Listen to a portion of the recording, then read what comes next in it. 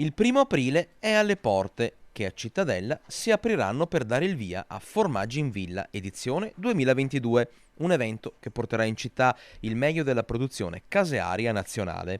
Per 4 giorni, da venerdì a lunedì, Cittadella sarà dunque invasa da cheese lovers, gli amanti del formaggio, ma anche da tanti appassionati e curiosi.